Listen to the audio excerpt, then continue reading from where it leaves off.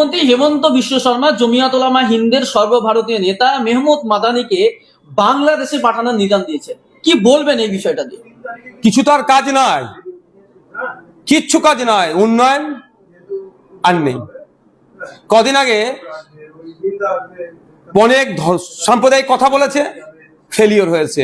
অসমের অহমিয়া সম্প্রদায়ের মানুষ, বাঙালি সমাজের মানুষ, হিন্দু মুসলমান নির্বিশেষে প্রত্যাখ্যান করছে, সেই জন্য এখন চিন্তিত।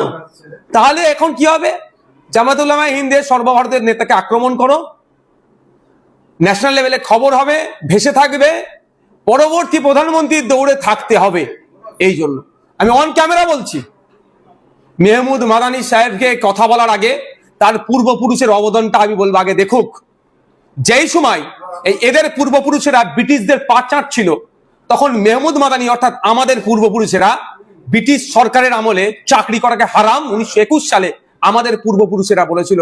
এই মেহমুদ মাদানি সাহেবের দাদু হোসেন আহমদ মাদানি রহমতুল্লাহ আলাইহি বলেছিল, যখন এরা ব্রিটিশদের গোলামতি করছিল, ব্রিটিশদের দেওয়া টাকা দিয়ে এরা সংসার চালাচ্ছিল, আমাদের পূর্বপুরুষেরা আর এই মেহমুদ মাদানিদের পূর্বপুরুষেরা রেশমি রুমাল থেকে শুরু করে বিভিন্ন ভাবে, কখনো আফগানিস্তান থেকে, তুর্কিতে, সৌদিতে, বিভিন্ন দেশে বার্তা পাঠাচ্ছিল ব্রিটিশদের হাত থেকে ভারতকে কিভাবে মুক্ত করা যায়।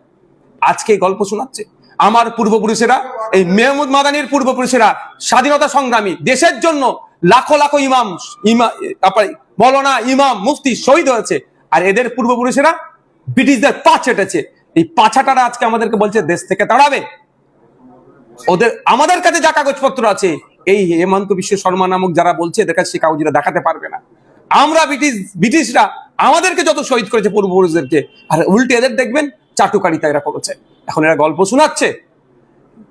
মেহমুদ মাদানি সাহেবের পরদাদাকে এরা জানে 1954 সালে ভারতবর্ষের পদ্মভূষণ যে পুরস্কার প্রথম শুরু হয়েছিল, তৃতীয় সর্বোচ্চ বেসামরিক নাগরিক সম্মান যেটা যারা পেয়েছিলেন, তার মধ্যে একজন হচ্ছে মেহমুদ মাদানি সাহেবের দাদু ছিলেন, পরদাদু ছিলেন হোসেন আহমদ মাদানি রহমতুল্লাহ আলাইহি।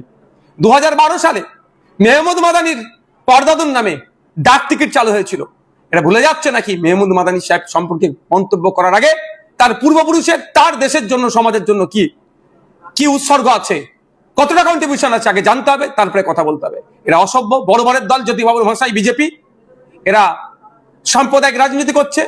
এরা যে প্রতিশ্রুতি দিয়েছে সম্পূর্ণরূপে ব্যর্থ হয়েছে।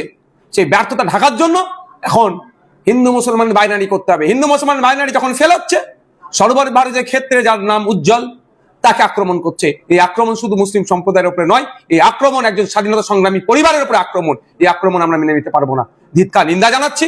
আশা করছি আগামী দিনে এই ধরনের অবাঞ্ছিত মন্তব্য করা থেকে হেমন্ত বিশ্ব শর্মা সাহেব তিনি সংযত হবেন। তবে দুর্ভাগ্যের বিষয়, এই হেমন্ত বিশ্ব শর্মার সাথে আমাদের রাজ্যের মুখ্যমন্ত্রী দার্জিলিং এ 2 ঘন্টা ধরে চা খেয়েছিলেন। এটা আমি দর্শক বন্ধুদের একটু জানিয়ে রাখতে চাই। যে প্রাণ উৎসর্গ করলেন, যে সংগঠন জমিয়ত উলামা হিন্দ স্বাধীনতা আন্দোলনের গুরুত্বপূর্ণ ভূমিকা পালন করলেন, সেই সংগঠনের নেতাকে বাংলাদেশে পাঠানোর নিদান দিচ্ছেন বিজেপির মুখ্যমন্ত্রী। তার জন্য তো চরম প্রতিবাদ করছি, আমরা ধিক্কার জানাচ্ছি।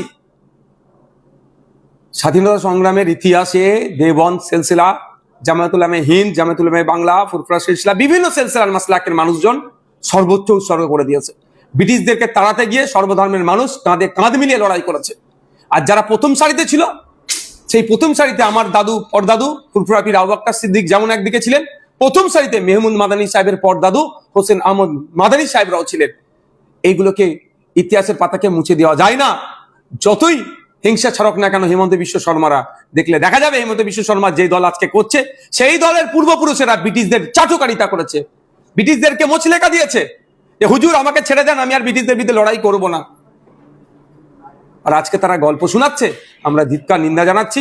আমি আবারও বলছি, এই ধরনের মন্তব্য করা থেকে বিরত থাকুন।